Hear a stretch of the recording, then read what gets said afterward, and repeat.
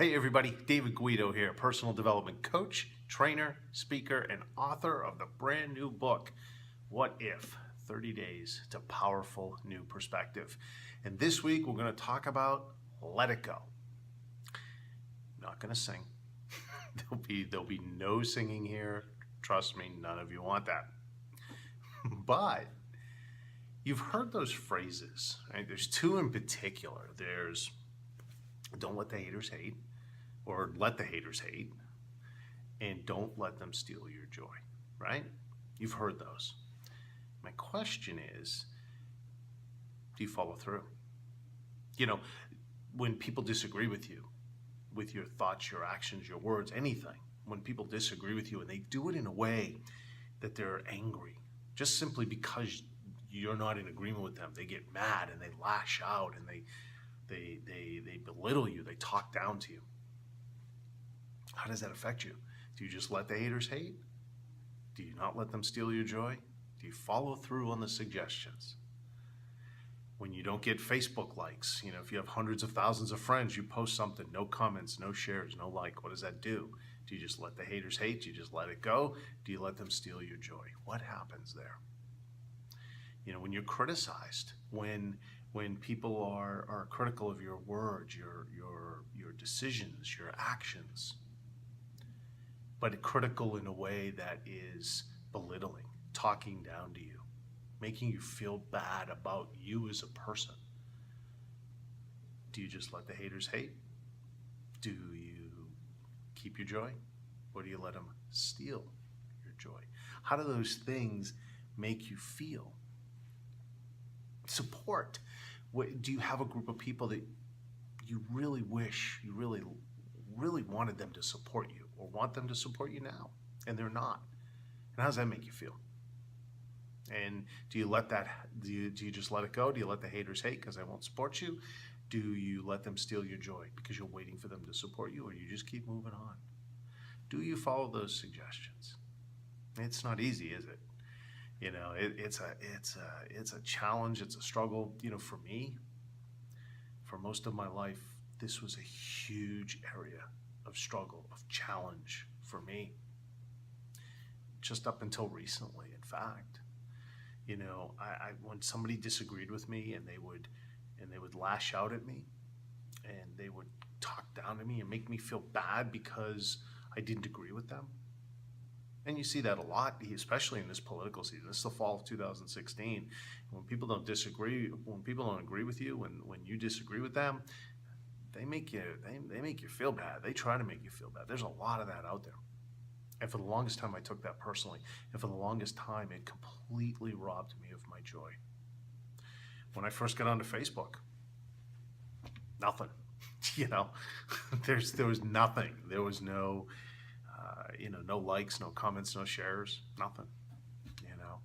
When I made the changes in my life, a lot of you know my story, and a lot of you know that I used to be, not the greatest person, a liar, a cheater, a deceiver, completely dishonest, completely selfish, completely self-centered, involved in all kinds of destructive behavior. And I didn't get a lot of support, and rightfully so. But after I made the changes, when I hit my Christmas morning rock bottom event in 2009 and became born again and went in an entirely different direction and have made these incredible changes that the Lord has guided me toward. Some of the same people that didn't support me don't support me now. So it's, didn't change. They didn't support the way I was. They don't support the way I am now. For the longest time, that bothered me. For the longest time, that robbed me of my joy. And for as long as I can remember, I was subject to criticism, just like you, just like we all are. That kind of criticism that is belittling, that's talking down, that's designed to pull you down to another person's level. That kind of criticism that is not just, as we talked about in a recent blog that I put out. If you've seen it, we talked about criticizing the performance, not the performer. But just like you and just like so many of us, we're subject to being criticized as a performer, as a person, for my mistakes or for the things I said or did. And I didn't just let the haters hate. I took it to heart. And it did so many things to me, so many bad things to me. And so over the last few years, what has changed because of the changes in my life, because of this new direction, has been my response. It's actually a response now. It's not a reaction, right? We've also talked about that in the past, the difference between responding and reacting. And whereas I used to react in a negative way and let the haters win and let them steal my joy, now I respond. And what's happened was I realized all the bad things that were happening to me when I was reacting, and when I was letting the haters in, and when I was letting the joy be taken away from me. I realized that, and I also realized how I can prevent it. And so this week, that's what we're going to do. We're going to look at the 5 things. There's 5 things that happen that are really bad when you're not just letting the haters hate, you're not just letting it go, when you're not hanging on to your joy. There's 5 areas. It's really impactful, these 5 areas. And then we're going to look at 4 moves you can make right away. 4 things you can do instantly that will start you on the road to getting to that place where you're just letting it go. You're letting the haters hate, and you're not letting anybody steal your joy. So what are those 5 consequences, bad, negative consequences? Well, the first one is your stress levels skyrocket and your health is poor. You know, when I was letting people talk down to me, when they disagreed with me, lashing out and making me feel small, and when they were criticizing me as a person and not just the performance, because sometimes I messed up and my performance needed to be criticized, but it was never about that. It was in a lot of cases, it was very much about me being criticized as a person. When I was upset about the support or the lack of support, when those kind of things happen, when the haters and the critics and the non-supporters got to me, I started to stress and my blood pressure went up. I gained a lot of weight because I was doing that stress eating thing. I overate. And so I would be sick to my stomach at times. There were times where I wouldn't eat. You know, I'd go from overeating to not being able to eat a meal because I was so stressed, worried about what other people were thinking, worried about trying to please everybody else instead of what I should have been focused on. So your stress and your health take a huge hit when you're not just letting the haters hate and when you're not just hanging on to your joy and moving on. So that's the first thing.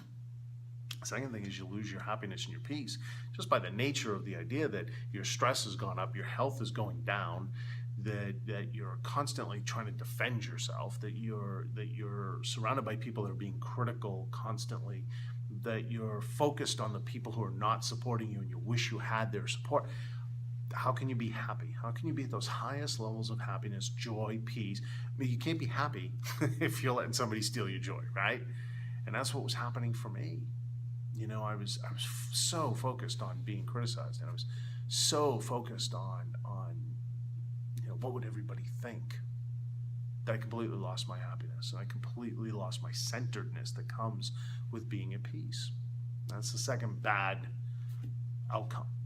And the third bad outcome is this loss of energy and productivity.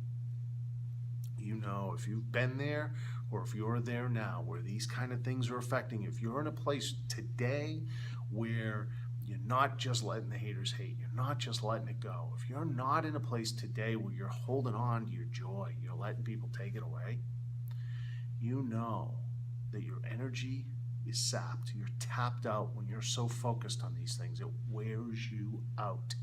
And that prevents you from being as productive as you can in every area of your life.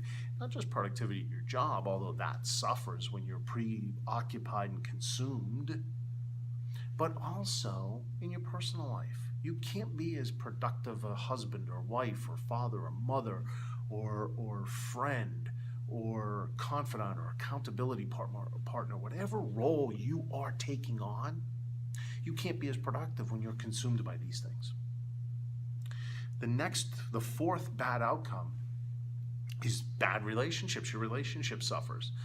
Your relationships suffer. Look at it. If somebody's critical of you all the time, and is consistently trying to pull you down through criticism, if somebody's constantly trying to pull you down and make you feel bad about yourself because they disagree with you, if somebody refuses to support you, those aren't great relationships. I mean, let's cut to the chase. Those aren't great relationships. But here's something else to consider. If you have animosity towards those people, those relationships are even worse. If you're filled with anger and bitterness because you haven't let it go, because you're not just like, you know what, let them hate.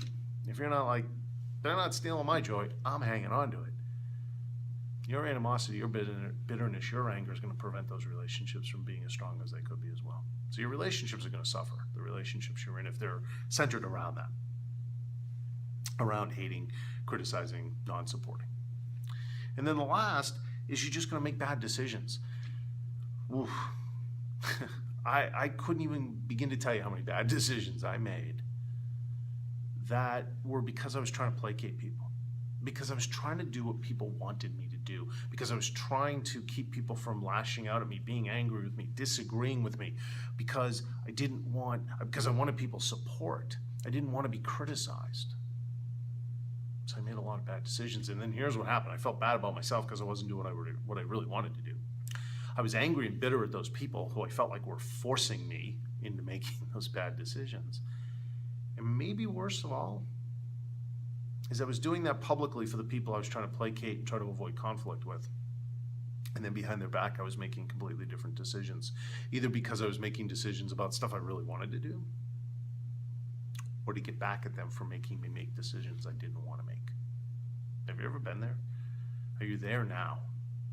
Where you put on this front and you say and you do and you make the decisions and you take the actions that you think will help solve problems, placate people, keep the peace. That's a great phrase that we've all heard a million times. Keep the peace. And then when everybody's going that way, you go that way and you start making other decisions. That was me. Bad decisions. So those are the 5 things that happen. Those are 5 really bad outcomes when we're not just simply saying, hey, let the haters hate, let it go. When we don't say, they're not stealing my joy, I'm keeping my joy.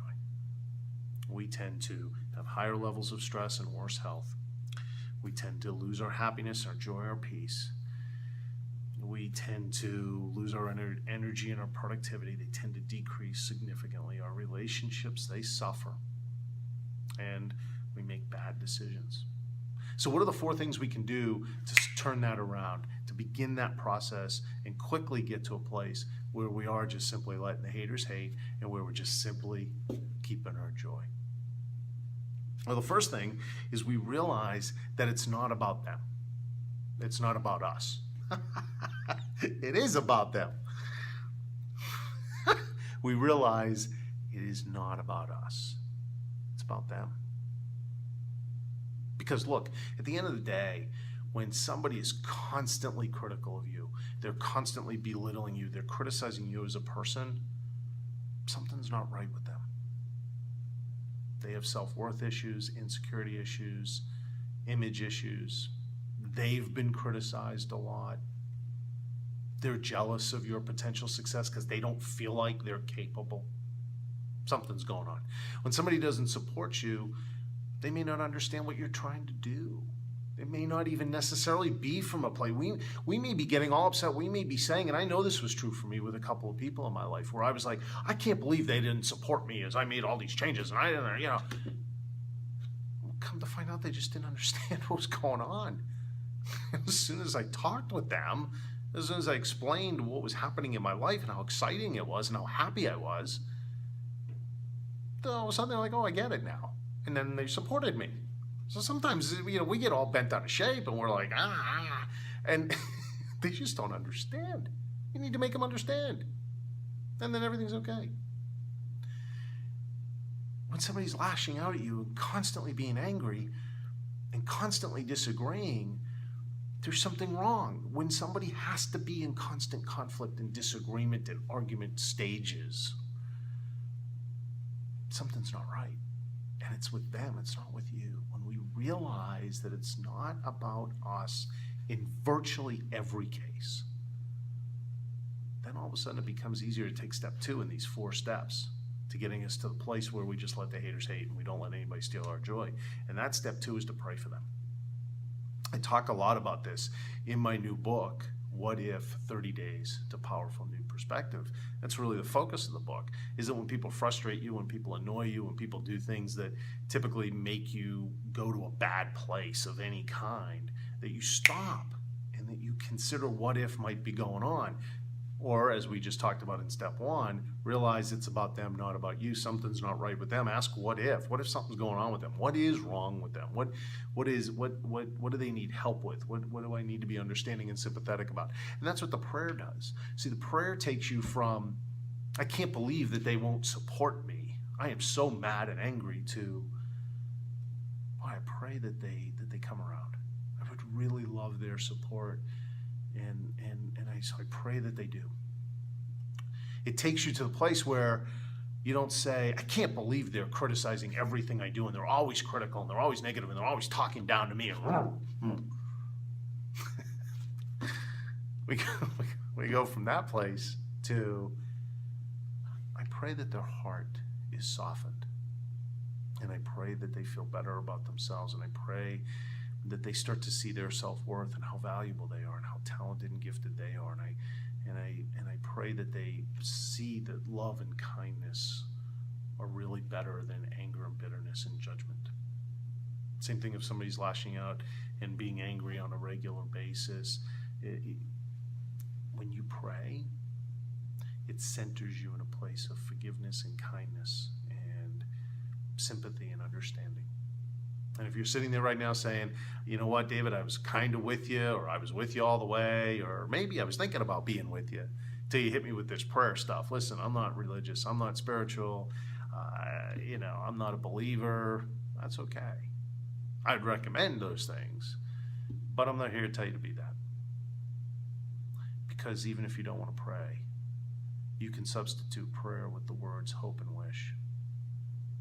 You can say, that person who's not supporting me, I hope they come around. I hope they find it in their heart to support me. I wish they would. And I hope that there's something I can say or do to help them get there. I wish there was something I could do to help them get there, to bring them around.